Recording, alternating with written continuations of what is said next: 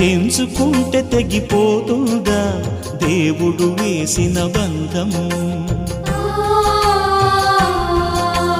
తెంచుకుంటే తెగిపోతుందా దేవుడు వేసిన బంధం?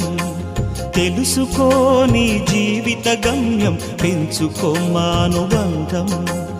7 అడుగులు నడిచిన వాడే 7 జన్మలు తోడుంటాడు.